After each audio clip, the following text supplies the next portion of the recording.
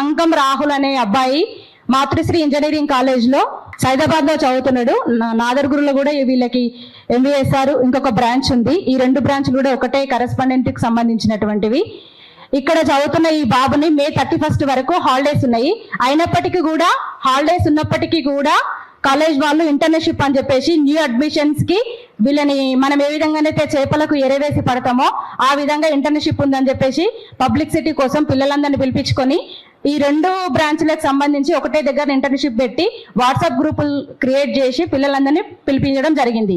ఆ WhatsApp group లో మన అంకం రాహుల్ ఏం చేసిందంటే అందులోనే తనకి 3 సంవత్సరాలుగా ఉన్నటువంటి ఒక అమ్మాయికి ఈ అబ్బాయి నువ్వు నాకు అందులో నుంచి నెంబర్ తీసుకొని నువ్వు నాకు తెలుసు మన ఇద్దరం ఒకటే గ్రూపు, మనం చాలాసార్లు కూడా బస్సులో ట్రావెల్ చేసినామని చాటింగ్ చేసిండు. ఆ చాటింగ్ మొత్తం కూడా నేను చూసినాను. ఎక్కడ కూడా అమ్మాయిని అవమానపరిచేటట్టు, ఆ అమ్మాయిని ఎక్కడ కూడా అబ్బాయి ఇబ్బంది పెట్టినట్టు ఆ చాటింగ్ లో ఎక్కడ లేదు. జస్ట్ తెలుసు అని పరిచయాలు మాత్రమే మాట్లాడుకున్నారు. ఆ అమ్మాయి ఈ యొక్క చాటింగ్ ని తీసుకెళ్లి ఆ అమ్మాయి యొక్క బాయ్ ఫ్రెండ్ అని సిద్ధార్థ్ అనే అబ్బాయికి చూపేయడం వల్ల ఆ అబ్బాయి సిద్ధార్థ్ అంకం రాహుల్ని మానసికంగా వేధించడము, ఫోన్లు చేయడము, ఒక గ్రూప్ కాల్ కాన్ఫరెన్స్లు చేయడము May 23 నుంచి స్టార్ట్ చేశారు. May 23 నుంచి స్టార్ట్ చేస్తే అబ్బాయి 24th 25th అసలు కాలేజ్కి వెళ్ళలేదు. హాస్టల్లోనే ఉన్నాడు. ప్రైవేట్ హాస్టల్లో ఉంటాడు కాబట్టి హాస్టల్లోనే ఉన్నాడు. ఎందుకు నన్ను ఇంతగా వేధిస్తున్నారు, సరే చూద్దామని వాళ్ళ ఫ్రెండ్స్కి చెప్తే వాళ్ళ ఫ్రెండ్స్ ఉండి అరే మరి ఇంటర్న్షిప్ మిస్ అవుతున్నావు కదా, మార్క్స్ తగ్గుతాయి అంటే 26th రోజు మళ్ళీ కాలేజ్కి వెళ్ళడం జరిగింది.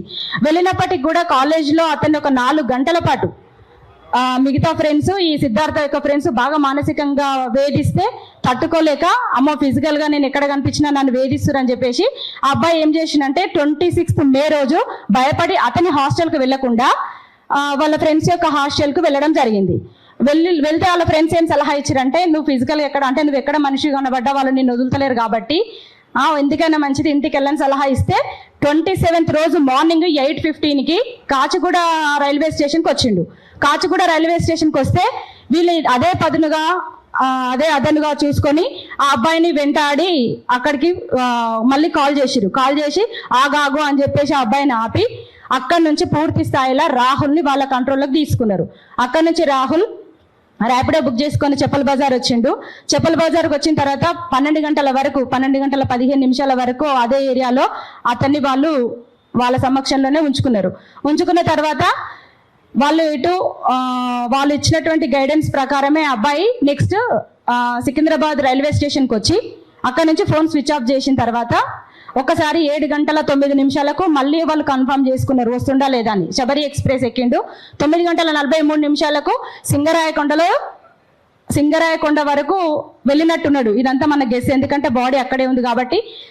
శబరి ఎక్స్ప్రెస్ సింగరాయకొండ నుంచి వెళ్తుంది కాబట్టి అక్కడ నుంచి సింగరాయకొండ ఏరియాలో 3 కిలోమీటర్ల అడవి ప్రాంతంలో ఉన్న ఒక పాడుబడ్డ బావిలో దగ్గర మరి హత్య చేసిరని మనం అనుకుంటున్నాము. ఎందుకంటే అది పెద్ద బండరాయి గట్టి ఉంది. ఆ అబ్బాయిని ఎటువంటి ఆధారం లేకుండా సెల్ ఫోన్ లేదు, పర్స్ లేదు, చెప్పలు లేవు, ఓన్లీ ఉన్న బట్టలతోటే. మళ్ళీ మొహము చేతులు మొత్తం కూడా ఫింగర్ ప్రింట్స్ ఎక్కడైనా కలెక్ట్ చేస్తారేమో చేతులు కాల్చివేయడం జరిగింది. ఫేస్ కూడా మొత్తం కాల్చేసిరు. అదే మళ్ళీ కడుపు కానీ కాళ్ళు కానీ తెల్లగా ఉన్నాయి. ఫేస్ చేతులు కూడా చాలా నల్లగా బొగ్గులాగా ఉన్నవి. గుర్తుపట్టకుండా ఒక బండరాయి గట్టి ఆ బావిలో వేయడం జరిగింది. ఇది అంకం రాహుల్ యొక్క మరణం అనేది ఇట్లా ఒక హత్యని కేవలం ఒక అమ్మాయితోటి చాటింగ్ చేసిరు. అక్కడ ఈ కాన్ఫరెన్స్ కాల్స్ లో నేను విన్నటువంటి కాన్ఫరెన్స్ కాల్స్ ఆల్రెడీ యూట్యూబ్ లో కూడా ఉన్నవి ఏంటంటే ఆ అబ్బాయిలు క్లియర్ మెన్షన్ చేసిరు ఏమనంటే నీ ఫ్యామిలీ అత్యంత పేద కుటుంబము, నీకు పెద్ద ఫ్యామిలీ బ్యాక్గ్రౌండ్ లేదు, రాజకీయంగా పలుకుబడి లేదు, నీ దగ్గర డబ్బులు లేవు, నిన్ను చంపినా దిక్కు లేదు, నిన్నేం చంపము, ఇంకొకరినైతే మేము లేపేస్తాము అని ఖచ్చితంగా నువ్వు అంటే ఇంత సారీ చెప్పినా కూడా వాళ్ళు యాక్సెప్ట్ చేయరు. అరే నేను చేయలేదు కదా, చిన్న మెసేజ్లకు నేను సారీ చెప్తున్నా కదా, నేను ఎందుకు మీ దగ్గరకు వచ్చి కలవాలంటే కూడా ఆ పిల్లలు అసలు యాక్సెప్ట్ చేయకుండా కలవాలని ఎంత అంటే దగ్గర అది MP3లో ఉన్నదాన్ని MP4లో ఎడిట్ చేసిన దాంట్లోనే చాలా వేధించి అబ్బాయిని రప్పించుకోవడం జరిగింది. వాళ్ళు కాలేజ్లో 4 hours సారీ చెప్పినా వినలేదు, కాన్ఫరెన్స్ కాల్స్లో చెప్పినా కూడా వాళ్ళు వినకుండా అబ్బాయిని ఫాలోఅప్ చేసి డబ్బుందన్న దురహంకారంతోటో లేకపోతే పలుకుబడి ఉందనో ఆ పిల్లలు అత్యంత క్రూరంగా మన రాహుల్ని అంతం చేసిరు. ఇదేంటంటే పూర్తి స్థాయిలో దీనికి సెంటర్ పాయింట్ కాలేజ్ వాళ్ళు అసలు హాలిడేస్లో కాలేజ్ పెట్టదు. నా 4 hours కాలేజ్లో అంత దారుణంగా జరుగుతున్నప్పుడు నేను కాలేజ్ కూడా వెళ్ళడం జరిగింది. కాలేజ్ వాళ్ళు అసలు రెస్పాన్స్ ఇవ్వలేదు, మమ్మల్ని లోపలికి రానివ్వలేదు. అన్ని సీసీ కెమెరాలు ఉన్నాయి కదా, ఇన్ని సీసీ కెమెరాలలో మీరు చూసినప్పుడు ఇమ్మీడియట్గా పోలీసు వాళ్ళని పిలిపిస్తే వాళ్ళు బెదిరించి పిల్లల్ని ఎక్కడ వాళ్ళని అక్కడ పంపిస్తుండే కదా, ఇంత పెద్ద కాకుండే కదా, ఇది చిన్న ఇష్యూ కదా అని ఎంత చెప్పినా కూడా కాలేజ్ వాళ్ళు ఇదంతా మాకు అనవసరం, ఇవన్నీ కామన్. గతంలో మన మాతృశ్రీ ఇంజనీరింగ్ కాలేజ్లో 4 అబ్బాయిలు టీ స్టాల్ దగ్గర ఒక అబ్బాయిని అత్యంత క్రూరంగా పొడిచి చంపిరట ఆ కాలేజ్లో. అది 1 year కూడా కావట్లేదు. దానికి కూడా వాళ్ళు ఎటువంటి రెస్పాన్స్ ఇవ్వలేదట. అక్కడ ఆ కాలేజ్ యొక్క హిస్టరీ మొత్తము అట్లనే ఉంది. కాలేజ్లో మేము వెళ్ళినప్పుడు జూనియర్స్ కూర్చుంటున్నారు, సీనియర్స్ చాలా ర్యాష్గా వెళ్ళిపోతున్నారు. జూనియర్స్ ఏం చెప్తున్నారు అంటే, అక్క మీరు ఎట్లా వచ్చారు కదా ఎంత దూరము, ఇక్కడ బాగా ర్యాగింగ్ అవుతుంది, కొంచెం మీరు అప్పుడప్పుడు వచ్చిపోండి అక్క అని మమ్మల్ని వాళ్ళు రిక్వెస్ట్ చేస్తున్నారు. అంటే అసలు కాలేజ్లో ఏమవుతుంది, అంత కాలేజ్లో ఇప్పుడు కమిటీస్ ఉంటాయి. ఇప్పుడు మేము చదువుకోలేదా, క్యాంపస్ అట్లాంటి దాంట్లో కూడా స్టూడెంట్ యూనియన్స్ ఉంటాయి, ఒకటి యాంటీ ర్యాగింగ్ కమిటీ ఉంటుంది. అవన్నీ ఉన్నాయా లేవా, అవి ఉంటేవి పని చేస్తున్నాయా లేవా, అవన్నీ సక్రమంగా పని చేసి ఉంటే ఈరోజు ఇట్లాంటి పరిస్థితి వచ్చేది కాదు కదా. ఇవన్నీ కామన్ అంటే అది కామన్ ఎట్లా అవుతుంది, విద్యార్థులకు రక్షణ ఎక్కడున్నది. ఇంత సెంటర్ పాయింట్ అయిన కాలేజ్ ఇప్పటి వరకు ఒక కేసు పెట్టలేదు, పేరెంట్స్ని పలకరించలేదు, మద్దతు ఇవ్వలేదు. మేము కాలేజ్కి వెళ్ళి పిల్లలందరూ కూడా మాకు మద్దతు చెప్పి మేము మీటింగ్ పెడితే అసలు ప్రిన్సిపల్ రాలేదు. ఎక్కడ వెళ్ళినారు సార్ అంటే మేము మీటింగ్కి వెళ్ళినామన్నారు. సిఐ గారు, సైదాబాద్ సిఐ గారిని అడిగితే మాకు కేసేజ్ పెట్టలే ఇప్పటి వరకు, మా పోలీస్ స్టేషన్కి ఈ కాలేజ్ వాళ్ళు రాలేదు అని చెప్పేసి వాళ్ళ ముందరనే చెప్పారు, కాలేజ్ వాళ్ళ ముందరనే చెప్పారు. వాళ్ళు ఏమన్నారంటే, ఈ నిన్న మండే కాక బిఫోర్ మండే మేము మిమ్మల్ని పిలిపిస్తాము, పేరెంట్స్ని మాట్లాడతామని చెప్పారు. పిలిపించలేదు, మాట్లాడలేదు. మేము ఫోన్ చేసినా కాలేజ్ వాళ్ళు ఇప్పటి వరకు కూడా మాకు రెస్పాన్స్ ఇస్తలేరు.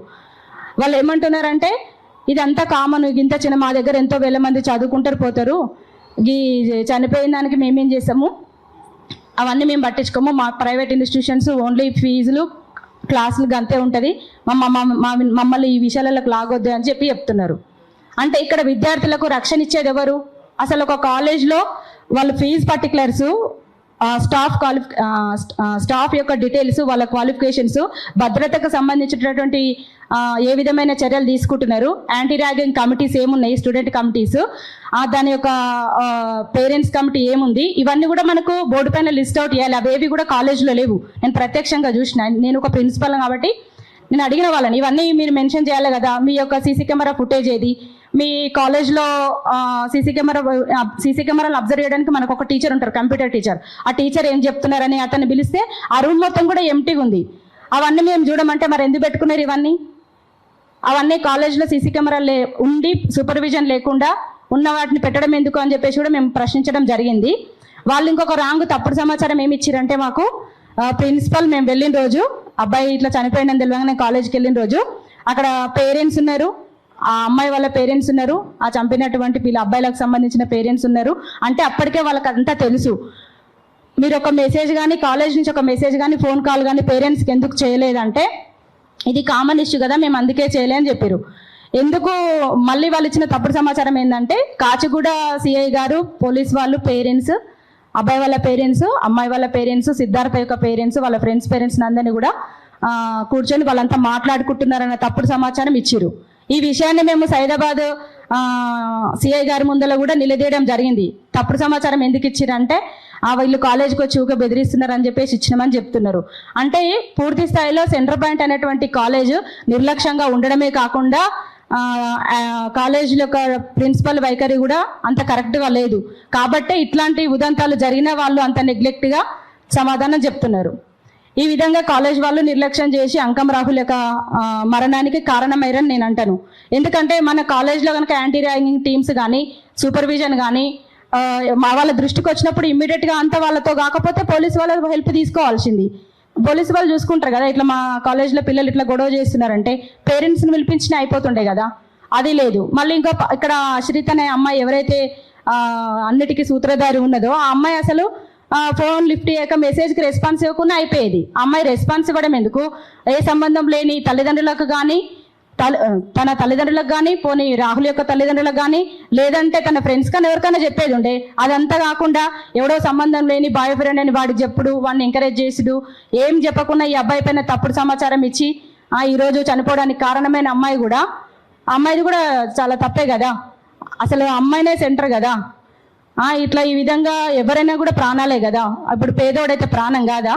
ఇంత దురహంకారంగా అబ్బాయిని చంపేయడానికి ఇవన్నీ కూడా ఈ రోజు ఇన్ని రోజుల నుంచి వ్యవస్థ మొత్తం స్తంభించడానికి, మన విద్యార్థుల యొక్క భద్రత అనేది లేదు అని చెప్పడానికి ఇవన్నీ అడుగున నిర్లక్ష్యము, అహంకారము, చులకన, ఆ మనుషుల ఎమోషన్స్కి వాల్యూ లేకపోవడము, ఇవన్నీ కూడా విలువలు పతనం అవడం వల్లనే ఇట్లాంటి పునరావృతం అవుతున్నాయి. కాబట్టి విద్యార్థులకు రక్షణ కావాలని, ఖచ్చితంగా ఒక విద్యార్థుల రక్షణ చట్టం ఉంటేనే ఇట్లాంటివి ఏవి కావని నేను అనుకుంటున్నాను. ఈ విధంగా అంకం రాహుల్ యొక్క తల్లిదండ్రులు ఇక్కడ లాస్ అయింది, తన యొక్క సర్వస్వాన్ని కోల్పోయింది. తల్లిదండ్రులు ఏం చేసినా కూడా వాళ్ళకి మనం తెచ్చి ఇవ్వలేము. కాకపోతే ఈరోజు మనం ఇక్కడ ఎంత బాధతోటి సమావేశమైన కారణం ఏంటంటే, ద్రోహులు, నిందితులు, హంతకులు వాళ్ళు దర్జాగా ఇంట్లో కూర్చున్నారు. వీళ్ళేమో వీధులు పట్టుకొని రోడ్లు వెంబడి రూపాయి ఒక్క దగ్గర వేసుకొని బాడీ కోసము ఆంధ్రప్రదేశ్కు తెలంగాణకు పిట్టల లెక్క తిరుగుతున్నారు. అంటే తప్పు చేసిన వాళ్ళేమో స్వేచ్ఛగా ఉన్నారు మన తెలంగాణ లోపల. ఏ అభం శుభం తెలియని చిన్న అంటే పాపం పక్క డిస్టిక్ కూడా వెళ్ళని తల్లి, ఆమె ఇంత షాక్లో ఉండి సర్వం కోల్పోయి వీధుల పాలయ్యింది. అంటే ఇంత అవుతున్నా కూడా అసలు తెలంగాణ ప్రభుత్వము పట్టించుకోవటం లేదు. విద్యా వ్యవస్థలు నిధి లెక్కనే చూస్తున్నాయి తప్ప విద్యా వ్యవస్థలు, ప్రైవేట్ విద్యా వ్యవస్థలు చేసేటువంటి ఈ అరాచకాలను పట్టించుకుంటలేవు. ఇంకొక రకంగా చెప్పాలంటే పట్టించుకోకపోగా ఎంకరేజ్ చేస్తున్నట్టే ఉంది. కొన్ని ప్రధానమైన మీడియా ఛానళ్ళు వాళ్ళు చేసిన తప్పే, నేను ఇట్లనే చెప్తా. ఎందుకంటే వాళ్ళకు ఎటువంటి ఎవిడెన్స్ లేకున్నా, ఏం తెలియకున్నా కొన్ని ఛానళ్ళు 4 నుంచి 5 ఛానళ్ళు ఈ ఇష్యూ తెలియగానే వెంటనే ఏమని ఇచ్చినాయి అంటే స్క్రోలింగ్లో అంతం రాహుల్ ఆత్మహత్య చేసుకున్నాడు, అయిపోయింది, ఈ ఉదంతం ఇక్కడితో అయిపోయింది. కనీసం క్వశ్చన్ మార్క్ పెట్టకుండా ఒక డెసిషన్ని వాళ్ళు ఫైనల్ చేసి చెప్పారు. అట్లా చెప్పడం చాలా తప్పు. మీడియా మీద, ప్రధాన మీడియా, అందరిని అంటలేను నేను, ఎవరైతే అట్లా చెప్పారో ప్రధాన మీడియా మీద పబ్లిక్ నమ్మకం కోల్పోతారండి. నిజాలే ఉండాలి. మనము సమాజం లోపల నీతి, న్యాయం, ధర్మంతో ఇవి నడుస్తాయి. మనము గుడ్డిగా ఉన్నోనికి మద్దతు ఇస్తే ఏం నడవవు. ఎంత ఉన్నోడైనా కూడా పునాదులు అనేవి నీతి, న్యాయం, ధర్మము వీటిపైననే ఆధారపడి ఉంటుంది. ఇవి లేకపోతే ఇంతమంది ఇక్కడ ఎవరు కూర్చోరు, ఇంతమంది మద్దతు ఇవ్వడానికి ఎవరు రారు. ఈ క్రమం లోపల అక్కడ ప్రధానమైన ఘట్టం ఏంటంటే మన చిరంజీవి సార్ గారు, ఇప్పుడు సురేష్ సార్ గారు ఎంత పోరాడి కృషి చేస్తున్నప్పటికీ కూడా మన చిరంజీవి సార్ గారికి చాలా రుణపడి ఉంటారు పేరెంట్స్. ఎందుకంటే ఈ విషయం తెలిసిన వెంటనే సార్ ఇమ్మీడియట్గా మన ఆఫీస్కి వచ్చి కలవడం జరిగింది. నెక్స్ట్ రోజు తన యొక్క చదువుకున్నటువంటి చదువులకు ఉన్నత విలువలు కలిగిన వ్యక్తి కాబట్టి తన లెవెల్ లోపల అందరూ డీజీలను కానీ అడిషనల్ డీజీపీని కలిసి మహేష్ కుమార్ సార్ తోటి మాట్లాడిండు. తర్వాత జీడీపీ మన ఆనంద్ గారిని, సిపి ఆనంద్ గారిని కలిసి మొత్తము తను జరిగిన ఉదంతాన్ని మొత్తము ఒక 40 నిమిషాల పాటు వివరించి తన నుంచి మద్దతు తీసుకోవడానికి, ఈ కేసులో కొంచెం మాకు ఆశలు చిగురించడానికి మొత్తం చిరంజీవి సారే చేసిరండి. సార్కి పేరెంట్స్ కానీ అందరం కానీ రుణపడి ఉంటాం. ఎందుకంటే తను విలువలు గల వ్యక్తి కాబట్టి ఇది చేసిందని నేను అనుకుంటాను. తర్వాత కూడా ఉన్నారు, అందరూ సహాయం చేస్తున్నారు. ఇంకొకటి ఏంటంటే ఇక్కడ ఈ క్రమం లోపల ఎక్కువగా ప్రజాప్రతినిధులు అయ్యండి సిగ్గు లేదు వాళ్ళకు. నాకైతే వాళ్ళకు చీవురు ఎత్తురు కూడా ఏం లేదు. అసలు వాళ్ళు అన్నం తింటున్నారో గడ్డి తింటున్నారో నాకు అర్థమైతే లేదు. వాళ్ళ డిస్టిక్లా, వాళ్ళ కోరుట్ల మండలంలో దగ్గర ఒక 5,000 మంది తల్లులు, కూలీనాలు చేసే తల్లులు వచ్చి రోడ్ల మీదకి వచ్చి మా పిల్లోడు ఎక్కడ పోయిండు, మేము హైదరాబాద్ ఎట్లా పంపాలని ఉంటుంటే అక్కడ ఉన్న ప్రజాప్రతినిధులు కల్వకుట్ల సంజయ్ కానీ, ధర్మపురపు అరవింద్ కానీ, పొన్నం ప్రభాకర్ సార్ కానీ, అక్కడ ఇంకా మంచి వాళ్ళు ఉన్నారు, మన శ్రీధర్ బాబు సార్ కానీ, అడ్లూరి లక్ష్మణ్ అన్న కానీ ఎవరు రాలేదు. ఎందుకు రారు? మీరు ఓట్లేసేటప్పుడు వచ్చి అడుగుంటారు కదా. మరి ఇప్పుడు మేము కనిపిస్తలేమా? మా పిల్లలే ప్రాణాలు కావా? పోలీస్ వ్యవస్థ కూడా అసలు ఏం చేయలేదు, సైలెంట్గా గమ్మున వాళ్ళు మేము పొలిమేర దాటమన్నట్టుగా ఉన్నారు. మన బీసీ బిడ్డలై ఉన్నటువంటి మంత్రులు మన కొండా సురేఖక్క కానీ, సీతక్క కానీ ఏం చేస్తున్నట్టు మరి ఎవరు పట్టించుకుంటారక్క? మీరు పట్టించుకోకపోతే ఆడోళ్ళ బాధ ఆడోళ్ళకి అర్థం కాకపోతే ఎవరు అడుగుతారక్క? వీళ్ళందరివి అడుగున నేను చెప్పొద్దు అంతమంది పెద్దల ముందు, కానీ అడుగున ప్రజాప్రతినిధుల నిర్లక్ష్యము వాళ్లకు బాడీ దొరకకుండా ఉండడానికి కారణమైంది. పోలీస్ వాళ్ళు కనుక ఎంబడే రెస్పాండ్ అయి ఉంటే ఈ రోజు బాడీ కోసం తల్లిదండ్రులు ఇంత ఆవేదన పడేవాళ్ళు కాదు. కాబట్టి ఇంత చిన్నదాన్ని ఈ కేసులో ఇన్వాల్వ్ అయితే ఇంత నిర్లక్ష్యం ఉందని నాకు తెలుస్తున్నది. మరి సామాన్యుని పరిస్థితి ఏంది? వాళ్ళ నాన్నదో కొంచెం చదువుకుండు కాబట్టి ఇక్కడ హైదరాబాద్లో ఉన్న మనల్ని అప్రోచ్ అయ్యి ఈ విధంగా చేసుకున్నాడు. ఇక్కడ పోలీసు వాళ్ళు ఏం చేసిరంటే సింపుల్గా వాళ్ళన్ని కాన్ఫరెన్స్ కాల్ విని ఎంటర్టైన్మెంట్ చేసిరు తప్పితే వాళ్ళు ఎందుకు మరి సీరియస్ తీసుకోలే. అసలు ఇక్కడ ప్రధానమైన లోపము వాళ్ళు దుర్మార్గులు చేస్తే పోలీసు వాళ్ళు చాలా నిర్లక్ష్యం చేసిరు. కాచిగూడ అక్కడ 7:09 ఆ అబ్బాయి ఏం మాట్లాడారు అనేది పోలీసు వాళ్ళు విన్నారు. విన్నప్పుడు అరే ఇంత దుర్మార్గం జరిగింది కదా అని ఈ ఇన్ఫర్మేషన్ని ఆంధ్ర పోలీసులకు చెప్పి సమన్వయం చేసుకొని కోఆర్డినేషన్ చేసుకుంటే వాళ్ళకు బాడీ ఇమ్మీడియట్గా వాళ్ళు 4th రోజుకు భూమిలో పాతి పెట్టడం జరిగింది. 4th రోజు పాతి పెట్టే వాళ్ళు కాదు కదా. అంటే వీళ్ళు ఏం చేసిరంటే అక్కడ అయింది కదా, ఆ జుడిషియల్ కిందికి వస్తుంది కదా, మేమెందుకు పట్టించుకోవాలి, ఇది పెద్ద ఇష్యూ అవుతుంది, తలకాయ నొప్పి, ఈ మీడియా ఇదంతా మేం బ్లేమ్ అవుతామని సింపుల్గా ఉన్నారు. ఇంకొకటి ఏంటంటే నేను అబ్జర్వ్ చేసింది, కాచిగూడ సిఐ గారి దగ్గరికి వెళ్ళి మాట్లాడినప్పుడు ఆడపిల్ల కదా అని అన్నాడు. ఆడపిల్ల అయితే అంటే నేరం చేసినప్పుడు శిక్షార్హులు కాదా? ఆడోళ్ళకి ఏమైనా ఎగ్జామ్షన్ ఉందా? నేను అడుగుతున్నా. ఆడపిల్ల అయితే ఆమె చేసింది ఏమైనా చిన్న తప్ప? ఆమె ఎవరికి చెప్పాలి? ఆమెకి ఇబ్బంది అయినప్పుడు ఫస్ట్ మాట్లాడొద్దు. ఎవరికి చెప్పాలి? వాళ్ళ పేరెంట్స్కి చెప్పాలి, లేదంటే రాహుల్ వాళ్ళ పేరెంట్స్కి చెప్పాలి, లేదంటే ప్రిన్సిపల్కి కంప్లైంట్ ఇవ్వాలి, టీచర్స్కి చెప్పాలి, ఫ్రెండ్స్కి చెప్పాలి. ఇవన్నీ చేయకుండా ఆమె బాయ్ ఫ్రెండ్కి చెప్పడము, వాళ్ళ ఫ్రెండ్స్కి చెప్పడము, ఆ అబ్బాయిని వేధిస్తున్నప్పుడు ఆమె ఎందుకు కంట్రోల్ చేయలేకపోయింది? ఆమెను ప్రొటెక్ట్ చేస్తున్నాడు. వీళ్ళు స్టూడెంట్స్ కదా, వాళ్ళ స్టూడెంట్స్ అయినప్పుడు అంకం రాహుల్ స్టూడెంట్ కదా, అబ్బాయిది ప్రాణం కదా. ఒక బిడీలు కట్టుకుంటే 100 నుంచి 250 సంపాదిస్తాను తల్లి అంటుంది. అట్లా ఎన్ని బిడీలు కట్టుకుంటే ఆమె ఆ పిల్లల్ని నా స్కూల్లో చదివించవచ్చు? 20 సంవత్సరాల కొడుకుని తయారు చేయడానికి ఆమె ఎన్ని బిడీలు కట్టొచ్చు? అంటే వాళ్ళ జీవితానికి మనం ఇచ్చే విలువ ఇదేనా? అంటే తెలంగాణ లోపల సామాన్యమైన ప్రజలకు అసలు రక్షణ లేదు, భద్రత లేదు, న్యాయం లేదు, ధర్మం లేదా? మరి ఏమున్నది? ఎవరు డబ్బులు ఉంటే వాళ్ళు రాజకీయంగా ఎదుగుతున్నారు. మరి ఎవరు పదవులలో ఉంటున్నారు? అసలు తెలంగాణకు సంబంధం లేని వ్యక్తులు రాజకీయాలలో ఉంటున్నారు. తెలంగాణ ఉద్యమంలో డేలలో మంత్రులు అవుతున్నారు, సీఎంలు అవుతున్నారు. కష్టపడ్డోళ్ళము, రోడ్ల మీద తిరిగిన వాళ్ళమేమో వీధుల పాలు అవుతున్నాము. మన బీసీ ఎస్సీ ఎస్సీల లోపల యూనిటీ లేకపోవడము, చైతన్యం లేకపోవడం వల్ల మనం ఏం కోల్పోతున్నామో మీకు అర్థమవుతుందా? 35 రోజులు ఇప్పటికీ చనిపోయిన శవాన్ని తెచ్చుకోలేని దీన పరిస్థితుల్లో సామాన్య ప్రజలం తెలంగాణలో ఉన్నాము. మరి ఎవరి కోసం ఉన్నాయి ఈ ప్రభుత్వాలు? ఎన్ని రోజులు మనం వాళ్ళని ఇంకా చేతులు జాపుదాము? ఒక 10% ఉన్న జనాభా మన మీద ఉండి మనల్ని ఏమంటారు ఒక గొర్రెల లెక్క తయారు చేస్తున్నాయి. ఇప్పటికైనా కూడా కొంచెం అందరం మనము సోయి తెచ్చుకొని యూనిటీగా ఉండి మనల్ని లీడ్ చేస్తున్నటువంటి నాయకులు కూడా ఈగోకి పోకుండా ఒకరు చేసేటువంటి కార్యక్రమాలకు ఇంకొకరు మద్దతు ఇచ్చుకుంటా ముందుకు వెళ్తే బాగుంటుందని నేను అనుకుంటున్నాను. ఎందుకంటే మనం చేసేవి చిన్న తప్పులను మనం అనుకుంటాం, కానీ వాటి వల్ల మన సమాజంలో ఉన్న కాబట్టి ఎఫెక్ట్ పెద్ద ఎత్తున పడుతున్నది. మీడియా ఛానళ్ళు కూడా ఇక్కడ మీడియా ఛానళ్ళని ఎందుకు అంటున్నానంటే, మీరు కనుక కరెక్ట్ రిపోర్ట్ ఇచ్చి ఉంటే ఇప్పటి వరకలా మన ప్రభుత్వం కూడా కొంచెం కదిలేది. అట్లా అంటే అందరినీ కాదు, ఏవైతే ప్రధాన మీడియా ఛానల్ ఇచ్చినాయో వాటికి తెలుసు, అన్నిటికీ ప్రూఫ్ ఉంది. అవి అట్లా ఇచ్చేది లేకుండే.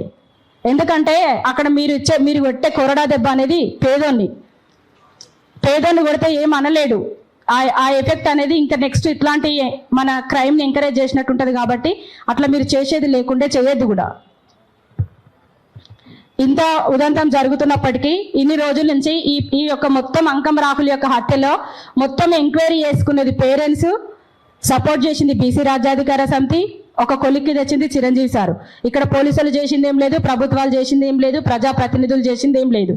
ఇప్పుడు ఒక హత్యకు సంబంధించి ఈ విధమైనటువంటి విధానం ఉంటే